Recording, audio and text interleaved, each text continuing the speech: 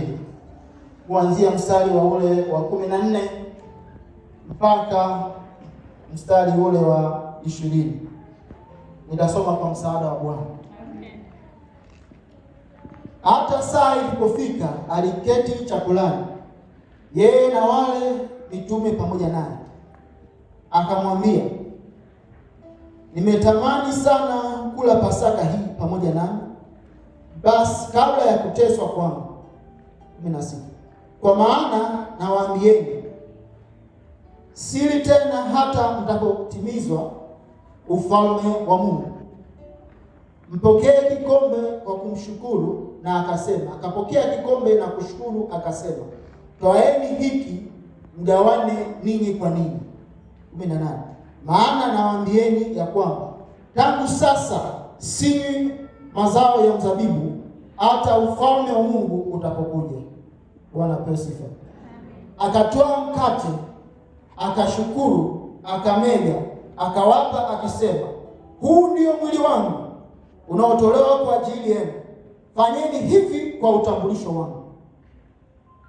Kikombe nacho hivyo baada ya kula, akasema, kikombe hichi ni agano jipya, damu yangu iliyomwagika kwa ajili yenu. Bwana pesifa. Tunaendelea kuonyeshwa kuwa ni namna gani damu ya Yesu ni damu ya agano. Ndani ya damu ya Yesu kuna agano. Kuna agano la uzima, kuna agano la ufufuo. Tunaona jinsi gani ambapo Yesu Kristo alikuwa akikaa na wanafunzi mitume kwa kumweka mkate na kunywa damu. Ina maana ni ushirika wa Roho Mtakatifu. Katika kunywa meza ya Yesu Kristo au damu ya Yesu, kuna vitu vitatu ambavyo unatakiwa vizingatiwe. Kwanza, imani yako. Imani yako kuwa uhakika kuwa ninakunywa damu na kula na mwili, ninaamini kuwa napata uzima. Haleluya. Hivi leo nakutamkia kuwa unaenda kupata uzima pale ambapo unakwenda kunywa. Uzima katika kila nyanja ya maisha yako. Uzima katika afya, uzima kwenye ndoa, uzima kwenye familia, uzima kwenye kazi ya mikono yako. Imani ikue unapokunywa damu ya Yesu. Kwa sababu ndani ya damu ya Yesu tunapata kuwekwa karibu. Kwa sababu hapo kabla, ukisoma na kwenye Waefeso 2 anakuambia hapo kabla tulikuwa mbali, lakini kwa sababu ya damu ya Yesu tumewekwa karibu kwa sababu ya damu ya agano. Haleluya. Ndio maana tunapoenda kushiriki, kuna vitu ambavyo vilikuwa mbali na wewe, Bwana anavileta. Kuna baraka ambazo zilipotea, Bwana atazirudisha. Kuna neema ambayo ilipotea, Bwana anaenda kurudisha. Kuna upako ambao ulikuwa umepungua, Bwana anaenda kurudisha. Leo unapoenda kunywa damu ya Yesu na mwili wa Kristo, hakika ya kwamba kile kilichokuwa kimepotea kimerejeshwa. Kile ambacho kilikuwa kimeibiwa kimerejeshwa.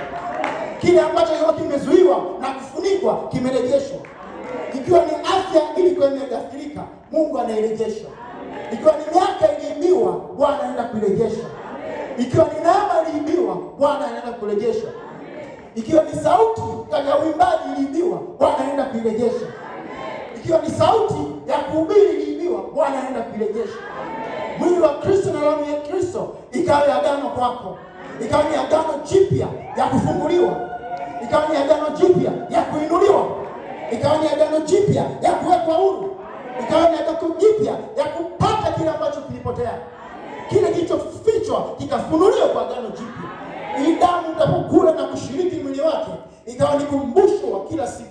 Kwa sababu neno la Bwana lisema, fanyeni hivi kwa ukumbusho. Bwana akawakumbuke. Bwana akaikumbuke familia yenu. Bwana akakumbuke kazi za mikono yako. Bwana akakumbuke sadaka zako. Mwaka 2026 ikawa ni mwaka wenye maagano makubwa na Mungu. Ikawa ni mwaka wa kuinuliwa. Ikawa ni mwaka wa kuwekwa huru. Ikawa ni mwaka wa mtembeo wa ajabu. Unaposimama mbele za watu wajue kuwa huyu ni mwana wa Mungu aliye hai. Jina la Bwana lihimidiwe. Baba, ninakushukuru kwa neno hili. Yesu, ninakushukuru kwa neno hili.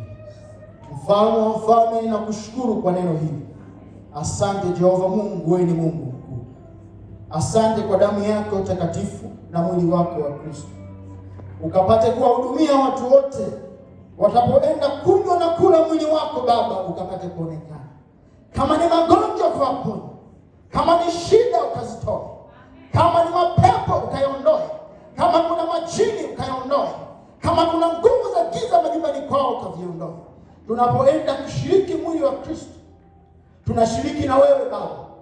Hatushiriki kwa mazoea, kwa sababu imani iko ndani.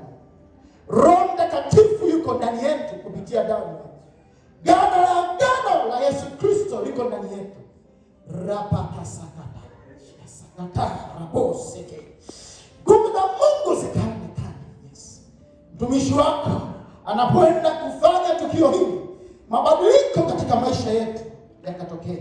Neema juu ya neema ikatokea. Udhihirisho wa ajabu ukatokea. Uchaji wa Roho Mtakatifu ukatokea. Rabaseke.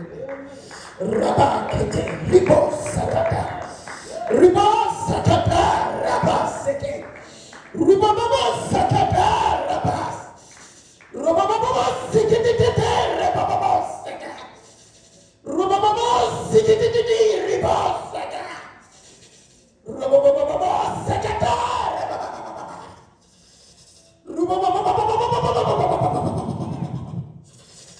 Ikawa si meza ya kawaida, ikawa ni damu imwagikayo msalabani, ikawa ni ukumbusho wa ajabu, ikawa ni mabadilisho ya ajabu.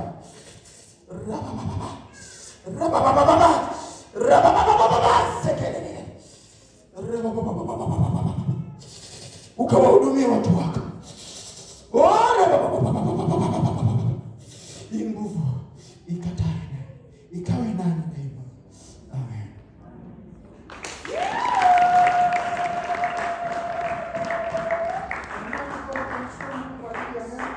Najua mikono yako tu.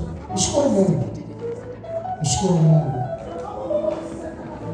Mshukuru Mungu. Mshukuru Mungu. Mshukuru Mungu. Mshukuru Mungu tu.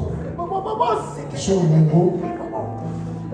Usishangae, ukasome tu Matendo ya Mitume sura ya 2 mstari wa kwanza mpaka mstari wa 4 utapata. Shukuru Mungu.